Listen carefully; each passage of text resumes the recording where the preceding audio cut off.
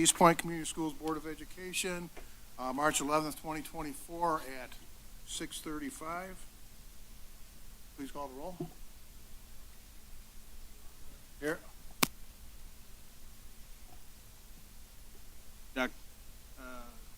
Mr. Williams here. Mr. Roscoe. Here. Mrs. Rayford. Here. Mrs. Richardson. Present. And Mrs. Grunberg. Here. Okay, if we could all stand for the pledge, Dan will lead us. To the flag of the United States of America and to the republic for which it stands, one nation, under God, indivisible, with liberty and justice for all.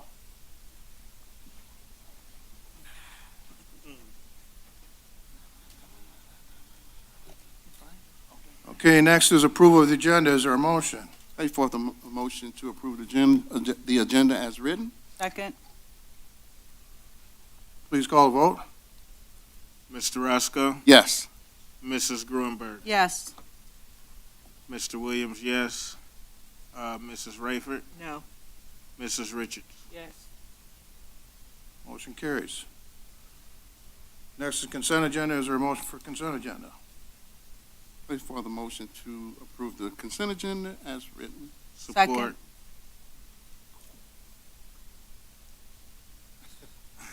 Mr. Roscoe. Yes. Mrs. Grunberg. Yes. Mr. Grunberg. Yes. Mr. Williams, yes. Mrs. Rayford. No. Mrs. Richardson. Yes, approve and support. Motion carries. Next we have superintendent's report. Superintendent Gibson. All right, good evening, ladies and gentlemen joining us online, and for those of you in the audience, welcome if you've not been to a board meeting. There is a rule that if you bring refreshments, you have to bring them for us all. No, I'm just kidding. Sorry, thank you for being here, and thank you for the entertainment out there. So we'll continue focusing on those moments that matter. And I'd like to congratulate East Point High School's boys basketball district champions. All right. If you have not met this group of young men, they are worthwhile young men of integrity and caliber, and they have, I know one parent was sitting in the stands, and she showed me the grades and of her son that is on the basketball team, and so proud of the education he's getting, as well as the opportunities. So congratulations to the boys basketball team. They did not move forward. It was a great game over there at Osborne High School, but unfortunately they didn't move forward, but we are expecting great things from them next year. March is Reading Month. Guest readers. Thank you to all of our schools who have already involved guest readers. I have never been to a district that involves guest readers the way East Point Community Schools does. The fire department has been in and reading to first graders at Forest Park. And then what I love at the ELC is they invite all of the families to come in and be guest readers to their kids. And the kids love sitting with their mom or dad, as mom or dad is the guest reader, showing off those reading skills at the ELC. So thank you to our guest readers. And there's tons more reading month madness happening in East Point Community Schools. A big thanks to Dr. Jay Marks, as well as our student Carter, and all of the Board of Education who was able to come to our diversity, equity, and inclusion training that launched with staff. We had done a lot of work with our administrative team, but this was our first opportunity. And we couldn't be more proud of Carter, because Carter got up and spoke from the student perspective about what it feels like to be a student in today's world, what it feels like and what teachers should be more aware of that's going on in the lives of children. Carter did a fantastic job, and we're so grateful to everybody for their active participation. Surveys are heading out tomorrow because after 2 weeks we want to know, have people implemented something that they learned, what resonated and stuck, what would they like to learn more about. This is a great one. This is Bellevue's third grade, all went to the orchestra together. And some of the kids made comments like, this is the best field trip of my life. And so I think that that's awesome, when kids say that going to listen to classical music was the best field trip of a life, that's an amazing piece of feedback, and I'm so glad that they got the opportunity to go. Hot off of the press, I actually hadn't even seen these yet. Caitlin added them in, but our students are competing in Kalamazoo as we speak in the Pro Start Invitational, and we are anxiously awaiting the results from the competition, but the kids are looking great, and we hope that they do well. Many of our students, this is their first away from home overnight trip, and so it doesn't happen on its own. This happens because great staff work here at East Point Community Schools and do these competitions. Take kids to competitions, do overnight field trips, even though it's tough. And Chef Shu is exactly that kind of teacher who makes sure that her culinary students get everything and more. And so thank you, Chef Shu. And I hope to hear great things from the culinary competition. Kindergarten Roundup. Kindergarten Roundup will be Monday, March 18th. That is in 1 week from today. It will be an in-person opportunity at both Crescentwood and Forest Park at 9:30 a.m. We will also be offering, and kudos to our principals, Heather Agueros, who's here with us this evening for a presentation, and LaShawn Baskin at Crescentwood, for coming up with an alternative idea. At 3:15, they'll be at the East Point Early Learning Center. So you have two opportunities, 9:30 either at Crescentwood or Forest Park, as well as 3:15. I did hear that if you go to Crescentwood, you'll get to participate in a school emergency drill as well. So it's kindergarten roundup and emergency preparedness for parents. But just know, like, this is what happens at schools, and sometimes we have to have school drills, and when they're scheduled, we run them anyway. So just be ready, parents. We hope to see you at Forest Park or at Crescentwood. And if you can't make either of those, please contact our schools or our buildings. They will make an alternative arrangement for you if Monday, March 18th does not work. But come be part of the great things happening here at East Point Community Schools, and bring your kindergartners with you. Board of Education, continuing education. Several of our board members are earning awards and certifications through MASB. Thank you so much for all your hard work. Vice President Dr. Geneva Early is a level 6 Master Platinum Award. Cassie Grunberg has completed a level 1 certified board member and level 2 award member. Right. A merit, Addie Richardson has completed her level 1 certified board member award. Robert Roscoe, congratulations, level 5 Master Diamond Award.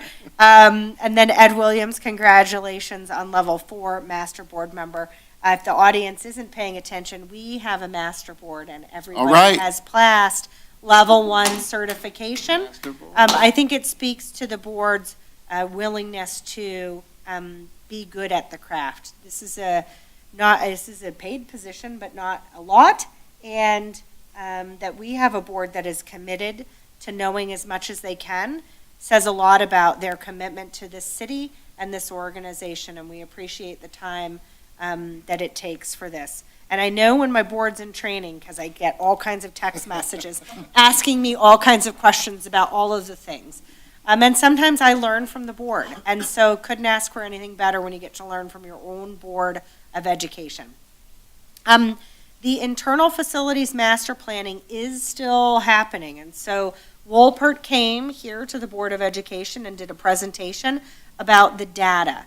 When you look at the buildings and the volume of the repairs that might be necessary, the enrollment data, they are evaluating our building needs to make 21st century learning spaces. As the community may know, our newest building was built in 1965. So that is our newest construction in the district. So many of our learning spaces are not large enough for some of the classroom needs, especially some of the older classrooms at the high school are particularly small. So Wolpert has assembled all of that data. The district team has been looking at that with the company. We are now moving to the phases where we're running some numbers on the budget implications for what might happen if. And then we're working to winnow down some choices. Woolpert came to the group with about 5 or 6 different possibilities for the cabinet levels consideration, including some swing plans for construction, how we could move students to different buildings to get work done in our buildings. And the team is now kind of applying the budgetary implications of those moves. There is likely going to be a recommendation that will come forward that we will be eliciting feedback on that would shift our grade span groupings. One of the things, a common thread through all of the initial plans that will presented to the central office team was doing things with grade level groupings. How do we get bigger grade bands? How do we reduce transitions for kids and families? How do we make life easier for families? And so those conversations have been happening. It is likely that this community will see some grade span changes in the presentation from Woolpert. These plans will be shared at our next board meeting in March. And it is our hope to present to the community and to the board 2 to 3 plans for grade bands and for structures. What we are trying to do is develop a long range, like a 50, what we might call a 50-year plan, to improve our facilities and to be good fiscal stewards of the bond funds, as well as to develop our own plans for how we continue to have ongoing repairs and maintenance. This district, for a long time, due to its financial situation, did not invest in the buildings the way that we needed to. And so as we look at plans, we are looking at what buildings need the most work and what the costs of projects are. But if you would like to be part of the meeting next March 25th is when those internal facilities master plans will be presented. We are working with the Woolpert team on how to run a town hall to get community feedback because we want to hear. So we're going to bring a plan, 2 to 3 options, present it to the board. The board will not make a decision at that time. We will just present plans at those same times. So that will occur next Monday, the 25th. In 2 Mondays, thank you, on our next board meeting Monday, which will be the 25th. You can then expect at that time for us to announce when those community input sessions will occur, but you will likely see a progressive plan that includes swing plans, which is how we can do construction at our facilities that need it the most and ensure a continuity of education using all of our facilities to navigate that. K-5 ELA curriculum adoption update. The district is in week 4 of piloting the second set of resources with the pilot team. There are 12 teachers, 1 per grade level at each building. The pilot teams have been meeting weekly with instructional coaches to talk about support. The first pilot was Benchmark Advance. The second pilot is iReady Literacy Portfolio. The curriculum department plans to bring a recommendation to the board in April. So far, some of our teacher comments on the second pilot are, it's easy, I love it, it's made a difference with my students already, and I'm loving the MyPath to use for center time. So we had great feedback from the first pilot, and the second pilot is going as well. I think that the team of teachers will have a tough decision on their hands, but we will look for that recommendation to come to the board in April. And as the board knows, we are already seeing growth in the guaranteed and viable curriculums that we have put in place. So we're excited about that. Summer programs, I want to announce to the community that we have secured the dates for our summer program. July 8th through August 8th will be the summer program with a possible rewards field trip after the program for attendance. Programs offered for students will be those currently in kindergarten through 9th grade, as well as those students that are the rising 9th grade. So pre-K will have a Kinder Connect program in our schools. So those kids who are in early learning and are going into kinder will be served. The program will include meals, and we will be working with the Boys and Girls Club on extended care and enrichment, and we'll get more details out to the community as they develop, but we wanted to first make sure that everybody saved the date for our summer program. Upcoming events, again, I discussed Kindergarten Roundup on March 18th. The 19th is the State of the City. The 22nd is a half day for students, and it is the end of the third quarter. March 25th through the 29th, we will be on spring break. For those of you that pay attention to spring break schedules, the county calendar did shift to the week before Easter. We will be back in school the Monday following Easter. Our next board meeting is here, March 25th, and then our next Gleaners food distribution is April 4th.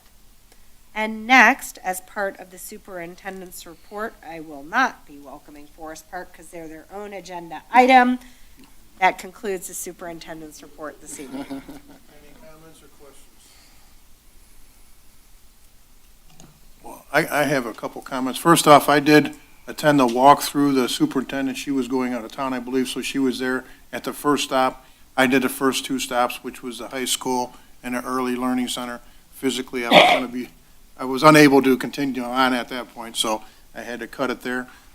But I will share out what I saw at our next meeting when they start to go over the options and stuff. I mean, it was a rather interesting walkthrough, okay? And I gained a lot of information out of that. And then the final thing, for the board members who were there, do you really believe that Carter's in 8th grade? Do you believe that Carter's in 8th grade? He's a big boy. And not just size, the way he spoke and his Yeah, wisdom The way and he everything. carried Very himself, intelligent. yeah. When he first walked up onto that stage and he started talking, I could have swore that he was a junior, senior in high school.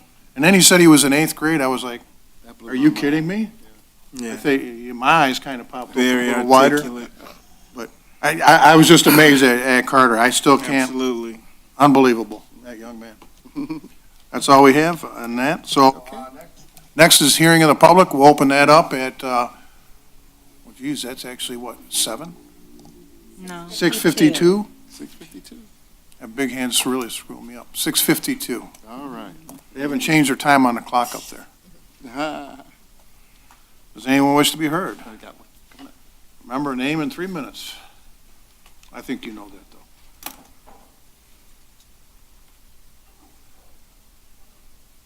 Is it on? Is it green? Okay. Good evening. I am Janet Beiersdorf Huffnagel, Huff. I'm a teacher at the high school and a member of this community proudly. I just wanted to say happy Shamrock Week. With it being St. Patty's Day this week, we have Shamrock Week at the high school. It's very exciting. I just wanted to get up and say that I really appreciate how many faces I've seen at the high school recently, at the boys' games. You know, it was a really good season for our kids. The growth was huge. And I'm really excited. Track and other spring sports are starting today. And lastly, I just, about Carter,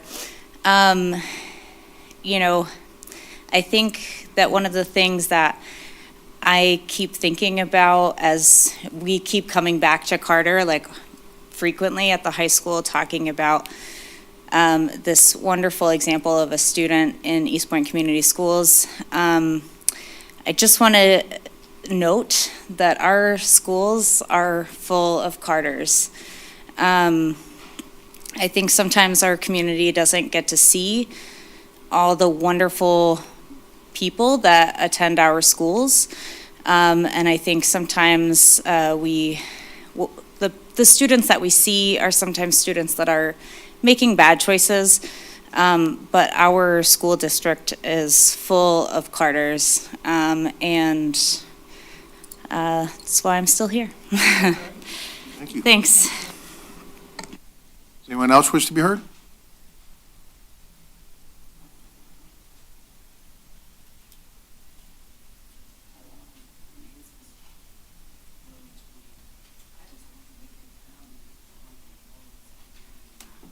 Can't hear you.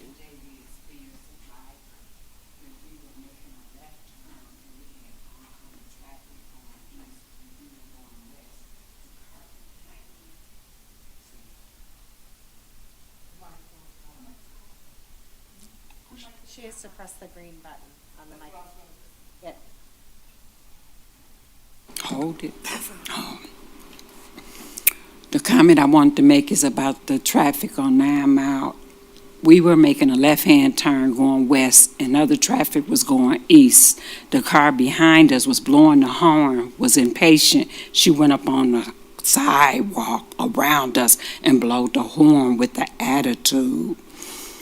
That is so dangerous because people are still walking on the sidewalk, so that needs to be watched as far as the police riding up and down 9 Mile to make sure that don't nobody get injured because of the anger or the impatience of people driving. And also, after she passed us by, she ended up at the red light. I was like, what was the point? Karma. Thank you. Does anyone else wish to be heard? Anyone else wish to be heard? Seeing none, we'll close that at 6:57. Next, we have, wait a minute, I thought this was supposed to be done as the superintendent's, oh, no.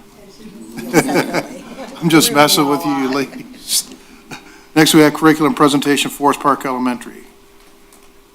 I'd like to welcome to the podium, we've got a number of people here from Forest Park, but I'd like to introduce our principal, Heather Agueros, Kirsten Shanesy, and Becky Weiland. Hi, good evening. Forest Park gets our own line, of course, right? Thanks for having us tonight. We're happy to be here and just share just a few things that we think are going really well at Forest Park. And so I did bring with me Becky Weiland and Kirsten Shanesy. And, one of the things that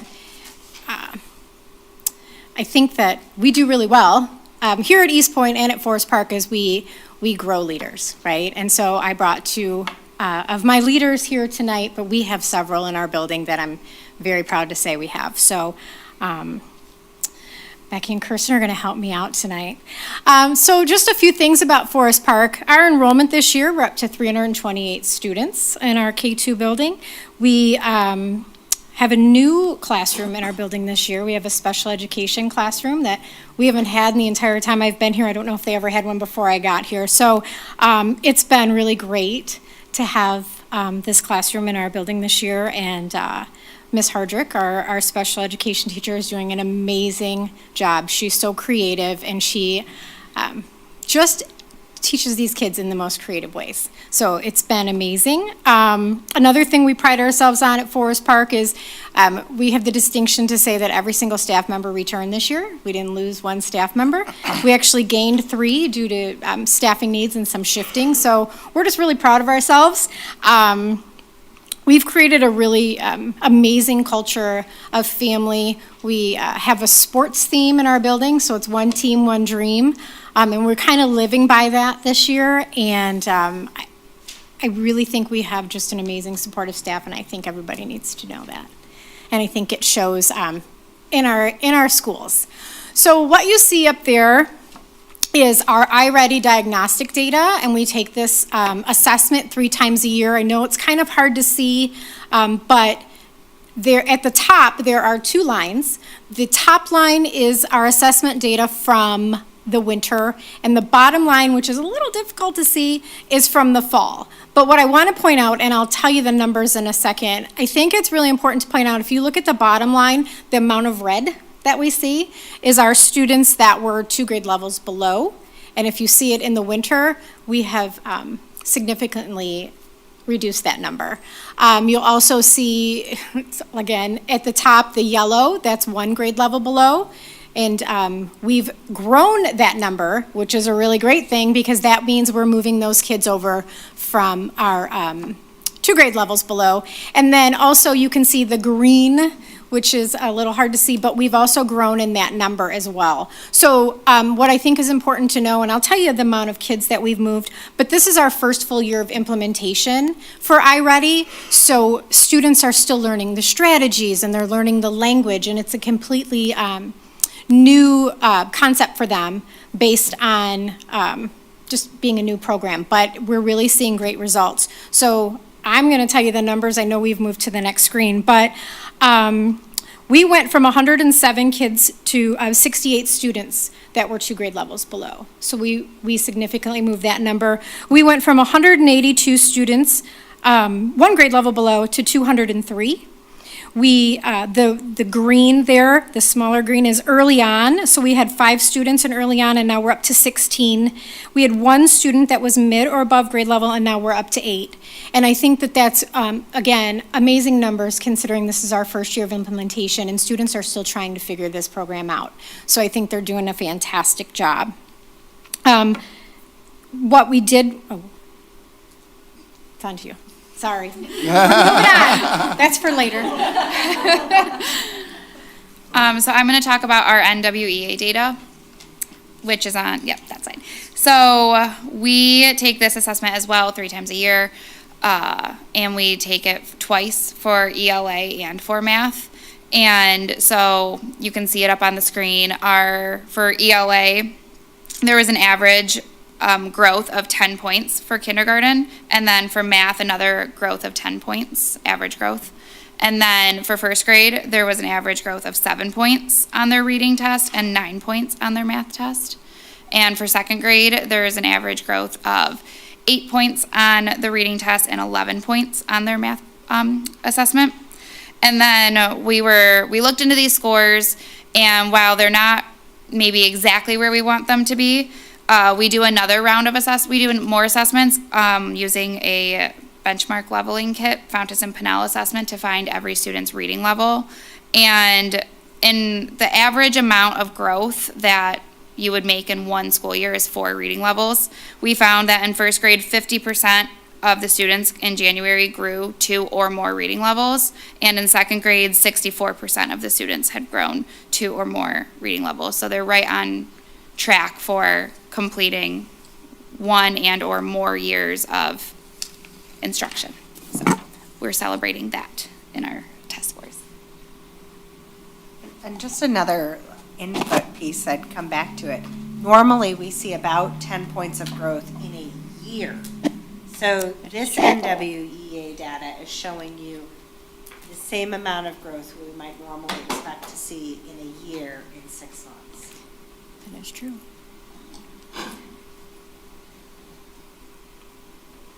So you saw those numbers, but what does that mean? Well, what it means is we shared the data with our staff. They did some digging, and we determined what the barriers were for student growth and how are they going to move forward. So we have several different ideas of how we're going to move forward. So at Forest Park, we have what's called high dosage tutoring that we do through the Macomb Intermediate School District. And then also we have our own Forest Park tutoring that we put into our budget so we could add some more students. So we look at the students that we didn't really see the growth that we wanted, and we've invited them into our tutoring program. So we've had, there's 4 students per teacher for tutoring. So we've had 16 students in reading for high dosage tutoring. We've had 8 students in math for high dosage tutoring. In our Forest Park tutoring, which we've just started, we've had 19 students in the first round, 20 students in the second round. We also have literacy paraprofessionals at Forest Park, and so that's, we have 4 or 5. But, so in our first round of intervention with our literacy pairs, we were able to reach 114 students. In our second round of intervention, we were able to reach 133 students. So intervention is 6 weeks long. And then now we're in our third round of intervention for this school year, and we've included 128 students. So we're really able to reach out, get to those students, and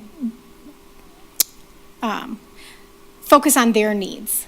We have several different intervention programs, and we look at what do those students need, and they get pulled every day for 30 minutes a day. We also have guided reading, which is focused specifically on students' reading levels. We do focused walkthroughs, so we can see what do the teachers need, what do the students need, and how can I help them?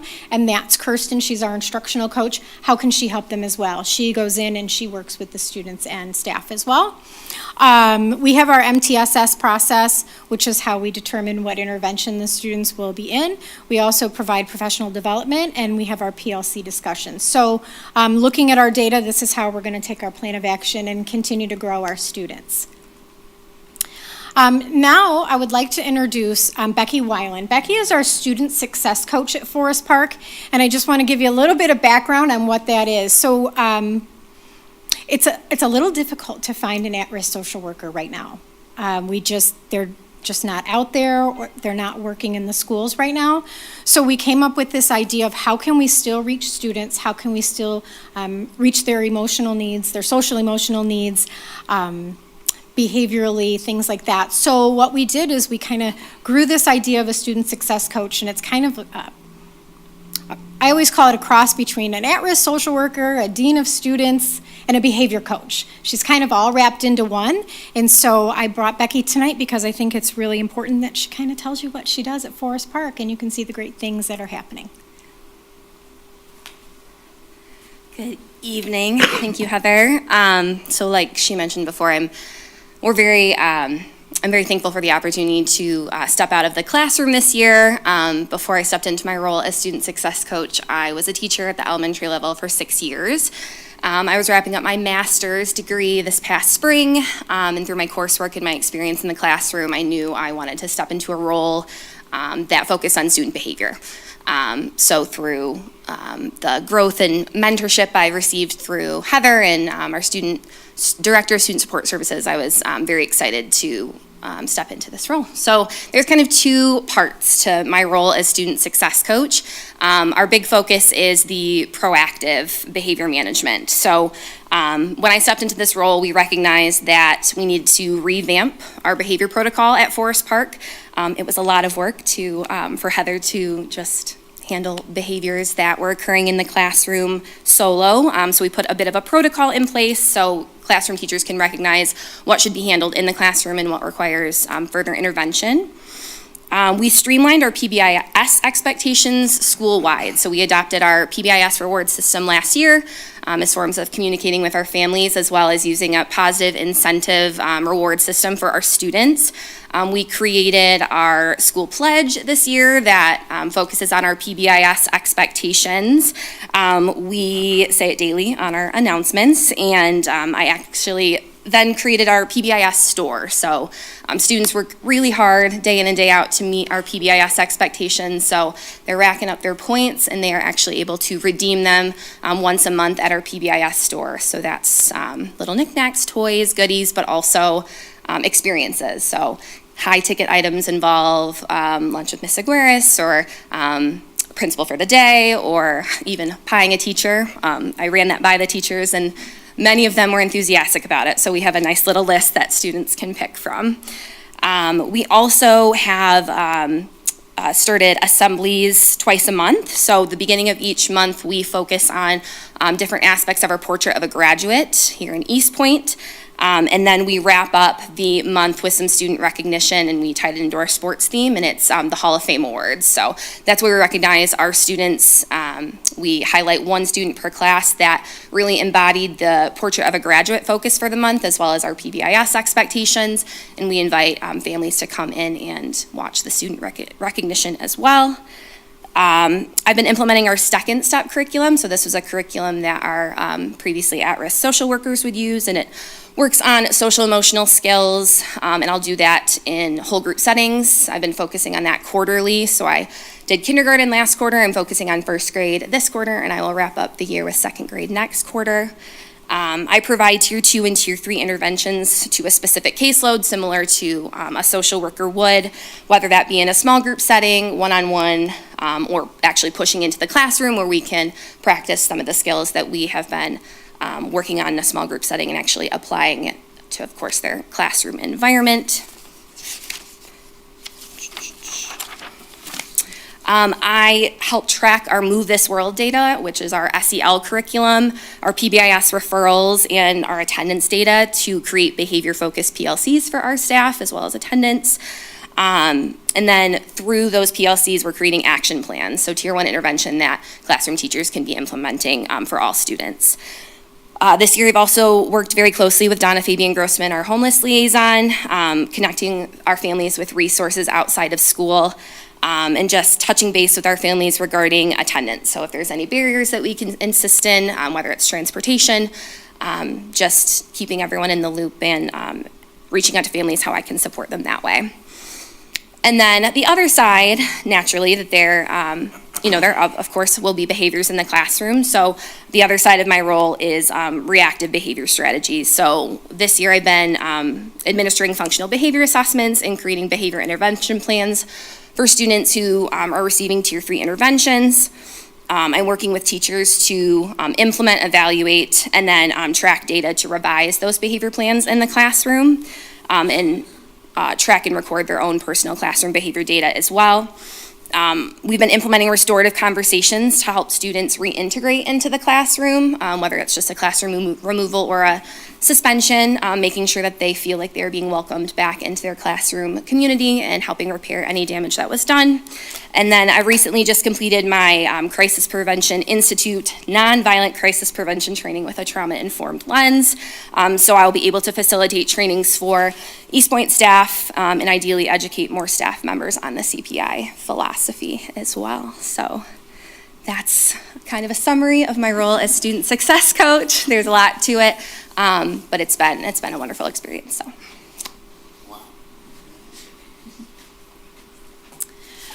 Something that I love about Forest Park and that I think Forest Park does really well is family and parent engagement, kind of like Becky just mentioned. Part of her role is. So we have a ton of family events every year. Most of them are included here, but not limited to parent breakfasts back in September to meet the teacher and learn about the curriculum, where this year we had 102 families attend those breakfasts. We do Fall Fest, which is our back to school night, also in September, and 101 families attended that this year. The Halloween dance, which is our big fan favorite. There's no room in that gym when we have the Halloween dance. That's obviously in October, and we had 196 families attend that event. We held a craft night in December with 47 families attending. And then we also hold our annual holiday concert. We don't have exact numbers on that, but I can tell you that it was like flooding out into the hall. There were so many parents, and we were trying to quick pull out more chairs as we were able to. And then upcoming, we have our literacy night next week on Thursday, and then we also have a glow-in-the-dark math night that we are planning for April. And then similarly, like we just talked about, we have the monthly Hall of Fame awards assemblies that parents also are invited to attend. We have had multiple volunteers for field trips, both grade levels and our PBIS rewards incentive field trips. We had a Santa shop in December for students to shop for Christmas gifts for their families, and we had 28 different parent volunteers come in and help run that for us. And then we also have multiple guest readers this month for March's Reading Month, consistently just flowing through the building. And then we're super excited that tomorrow we are holding Forest Park's first parent-teacher club meeting after school at 3:30 in the Media Center. And we are really looking forward to any additional parent engagement opportunities that are coming up towards the end of the year, such as our end-of-the-year carnival as well as grade-level celebrations.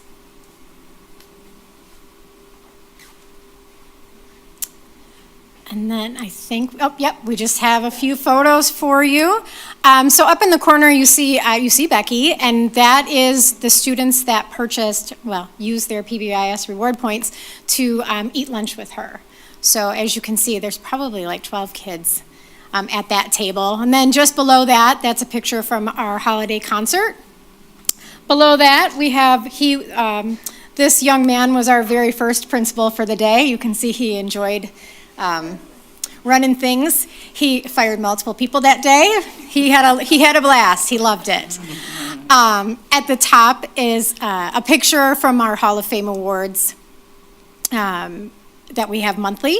We also have just one quick from our second grade. They had their Black History Month reports, and the entire second grade sat in the gym, and they shared their reports, and they were on the microphone, and they did an amazing job. Just below that is another principal for a day, and she was reading to a group of kindergartners. Up at the top is our other principal for a day. She had a blast. She had a meeting with the superintendent that day. She got all the good stuff in. She got to work. Right underneath that, it's hard to see, that is one of our students in Miss Brittany's special education class. And you can see, as part of Teach Town, it had to do with food and measurement, and so they cooked. They made cookies, and so all the kids had aprons and hats, and it was just the absolute cutest thing ever. And then they delivered the cookies at the end of the day. At the bottom there, we had Santa and Mrs. Claus come and read to the students for Christmas. At the top is a field trip for kindergarten. Yes, that was kindergarten. Because all the kids came back with a pumpkin, and it was really great to see these little 5-year-olds carrying these heavy pumpkins off the bus. Just below that is one of our PBIS reward field trips. The kids went to the Outdoor Adventure Center, and so they got to simulate riding a snowmobile while they were there. The top is from our Fall Fest at the beginning of the year. And then at the bottom, it was Count Day, and it was also a PBIS Rewards Day, so we had two blow-ups in the gym that day. So just giving the kids some experiences and, loving to see them smile. So again, thank you for having us today. Is there any questions that I can answer for you? I got one. You may have already answered the question, especially you, acronym queen there. Right? The parent, how much parent engagement would you say pushed your initiative there? How much did you need to get it to where you wanted to go? Parent engagement, how much do you think was credited to your program? To her program? The program as a whole.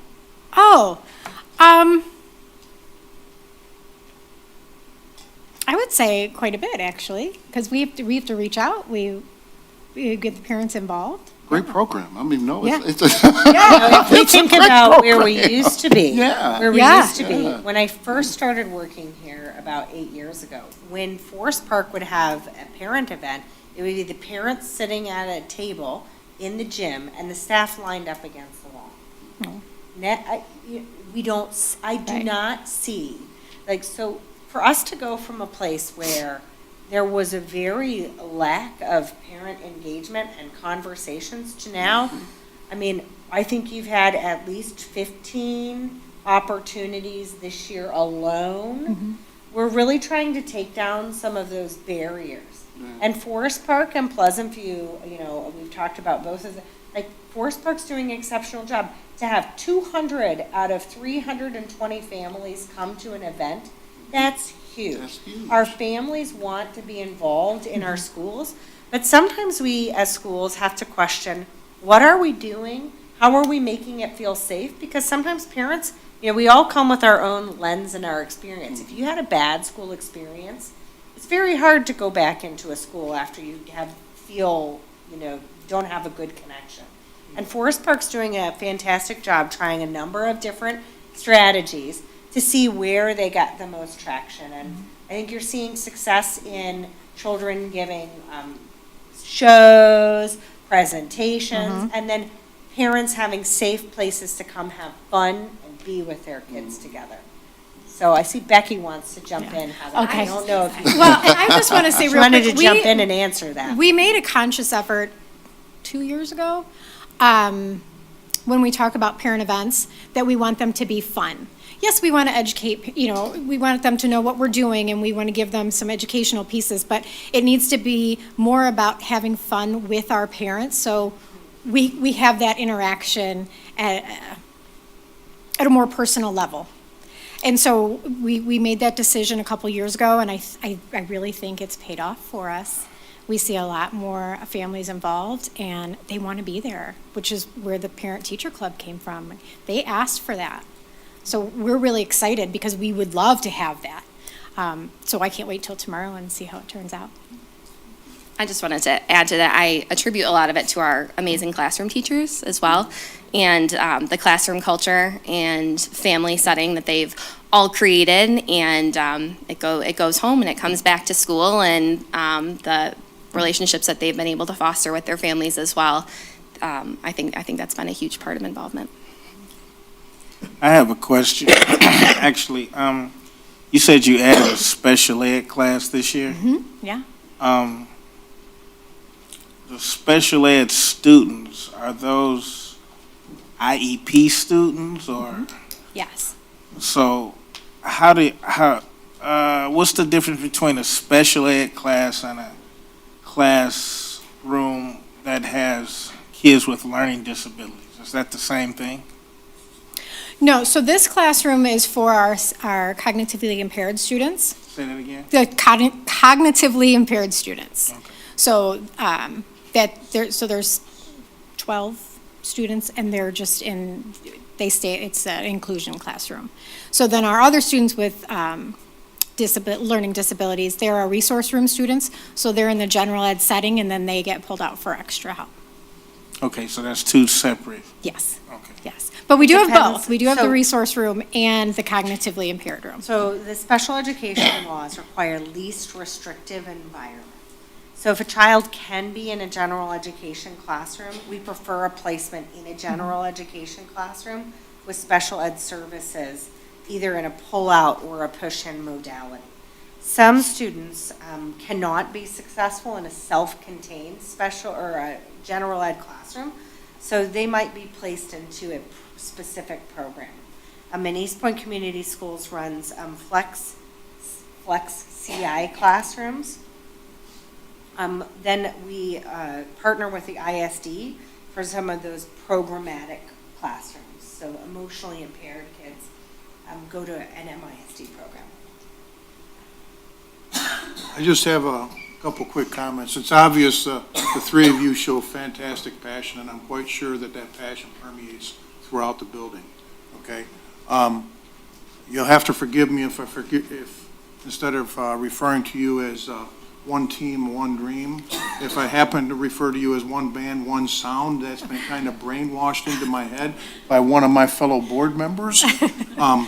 But I think it has a very similar meaning, okay? For sure. And then also, when I saw those last pictures, I couldn't help but think to myself, oh my gosh, Chef Shu at the high school's got a new recruit. Right? There you go. And that's what I was thinking. As soon as I saw that chef hat in the middle picture there, that's what I thought. That would be a great field trip for those students. It would. I'll have to talk with Ms. Hardrick and see if we can get that set up. That would be great. Hey, does anybody have anything else? We're all set? Okay, meeting adjourned. Great job, 24. Forest Park. Great job. Yep. Yep.